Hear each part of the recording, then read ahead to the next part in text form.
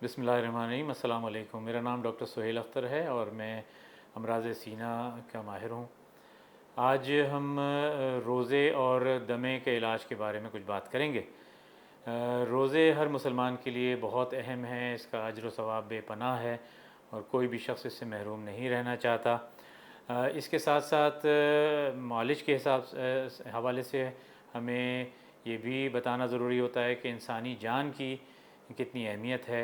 और अल्लाह ताला ही ने बहुत सी बीमारियों में बहुत से आमाल की रुख्सत भी दी है। तो हमें चाहिए कि हम एक बैलेंस्ड अंदाज़ इख्तियार करें, दरमियान का रास्ता। ना तो इस कदर शिद्दत करें कि नहीं, जैसे कि कुछ लोग कहते हैं कि कुछ भी हो जाए हमने रोज़ा रखना ही रखना है, चाहे जान पे बना है। ये भी बहुत गलत रवैया है। और कुछ दूसरी तरह एक्सट्रीम पे ऐसे लोग होते हैं जो क्रॉनिक बीमारियां मसलन दमा, COPD, शुगर, ब्लड प्रेशर वगैरह में मुब्तला होते हैं और वो कहते हैं जी हमें तो बीमारी है, हम कैसे रोज़ा रख सकते हैं। तो ये दोनों ही शिद्दतें अवॉइड करके दरमियान का रास्ता इख्तियार करना चाहिए। इस तरह ये समझना चाहिए, समझने की ज़रूरत ये है कि बीमारियां अक्यूट होती हैं और क्रॉनिक होती हैं, यानी फ़ौरी चंद दिनों के लिए होंगी, और कुछ ऐसी क्रॉनिक होती हैं जैसे दमा है या COPD है, शुगर, ब्लड प्रेशर, आर्थराइटिस, दिल की बीमारियां। ये सालों तक या पूरी ज़िंदगी इंसान को के साथ रहती हैं और इनका इलाज भी अक्सर करना पड़ता है। तो इनके साथ रोज़ा अगर रखना है तो उसकी कामयाबी की कुंजी ये है कि इन बीमारियों ही का अच्छा इलाज ऐसा रखा जाए कि ये बीमारियां ही बिगड़ने ना पाएँ। और इसके लिए ज़रूरी है कि रमज़ान शुरू होने से पहले ही या शुरुआत में अपने मुआलिज से मशवरा कर लिया जाए और वो मर्ज़ के हिसाब से आपको दवा तजवीज़ कर सकता है।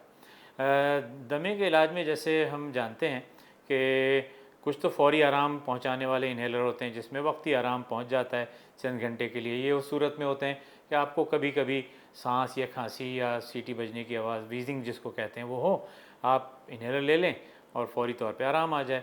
और दूसरी दवाइयाँ वो होती हैं जिनको लंबे अरसे के लिए लेना ज़रूरी होता है। ये उन लोगों के लिए है जिनको अलामतें बार बार होती हैं, यानी कि कोई दिन या कोई हफ़्ता ऐसा नहीं गुज़रता कि खांसी या सांस की शिकायत ना हो। ऐसे लोगों को लॉन्ग एक्टिंग इन्हेलर्स, जिनका दौरानिया फ़ायदे का 12 घंटे 24 घंटे होता है, और ऐसी गोलियां भी हैं मॉन्टील्यूकास जिसमें काबिल ज़िक्र है कि उनको अगर बाकायदा लिया जाए एक दफ़ा या 2 दफ़ा, जैसे कि सहरी और इफ्तार में, तो पूरा रोज़ा आराम से गुजर जाता है। और इस बात का बहुत कम इम्कान होता है कि दरमियान में कोई दवा लेने की ज़रूरत पड़ेगी। ये भी समझ लेना चाहिए कि यानी ये सब अल्लाह की तरफ से होता है।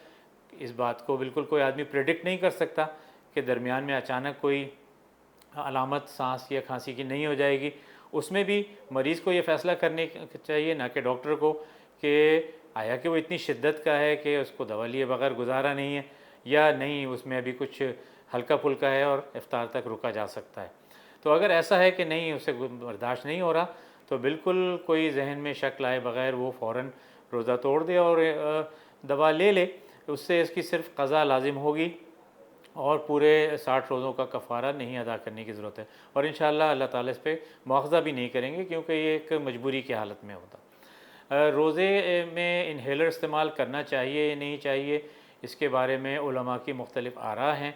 हनफ़ी फ़िक़्ह जो पाकिस्तान में अक्सर लोग फॉलो करते हैं, उसके मुस्तनद उलमा का ये फ़तवा है कि इन्हेलर चूँकि मुँह से होते हुए जाता है, अगरचे कि वो पेट के लिए नहीं बना, लेकिन उसका कुछ हिस्सा पेट में जाता है, तो इसलिए रोज़ा टूट जाता है। दीगर उलमा इसको इस तरह जायज़ करार देते हैं कि रोज़ा नहीं टूटता। ये हर इंसान के अपने ऊपर सवाबदीद पर है कि दोनों आरा मौजूद हैं, और वो जिस फ़िक़्ह को भी फॉलो करता है, जिस आलिम से भी उसका दिल की तसल्ली होती है, तो वो उसको इख्तियार करें। असल चीज़ समझने की ये है कि दमे का अगर सही तरह से इलाज कर लिया जाए, कंट्रोल करने वाली दवाइयाँ बाकायदगी से लेते रहे इंसान, तो इसकी ज़रूरत ही नहीं पड़ती कि दरमियान में रोज़ा तोड़ना पड़े, और इंसान इत्मीनान से पूरे रोज़े भी रख सकता है और दमा भी सही कंट्रोल में रह सकता है। दूसरी बात ये कि ऐसी तमाम चीज़ें जिनसे दमे प्रेसिपिटेट हो सकता है, जिनको एलर्जेंस कहते हैं या ट्रिगर्स कहते हैं, मसलन धूल, मट्टी, धुआँ, इन सब चीज़ों से हत्तुल इम्कान आम दिनों में भी बचा जाए, ख़ास तौर पे रमज़ान में भी बचा जाए। اوور ایٹنگ جو رمضان میں ہم میں سے اکثر سے ہو جاتی ہے، اس خیال سے کہ بھئی پورا روزہ کیسے گزرے گا، یہ عام لوگوں کے لیے بھی خطرناک ہے یا نقصان دہ ہے، اور دمے کے مریض کے لیے بھی اس لیے کہ اوور ایٹنگ سے ریفلکس ہوتی ہے، یعنی جب آدمی پیٹ بھر کر بہت زیادہ پیٹ بھر کر کھاتا ہے تو پیٹ کا پانی یا مواد یا تیزابیت اوپر آتی ہے حلق میں، اور پھر وہ لنگز میں اگر جاتی ہے تو اس سے کھانسی یا سانس یا دم خراب ہو سکتا ہے۔ تو اوور ایٹنگ ہرگز نہیں کرنی چاہیے۔ اگر ہم بیلنسڈ انداز میں چلیں گے، اپنے دمے کو صحیح کنٹرول کرتے ہوئے ڈاکٹر کی ہدایات کے مطابق، تو مجھے یقین ہے کہ زیادہ تر مریض بہت آرام سے پورے روزے رکھ سکتے ہیں اور ان کو کوئی دشواری بھی نہیں ہوگی۔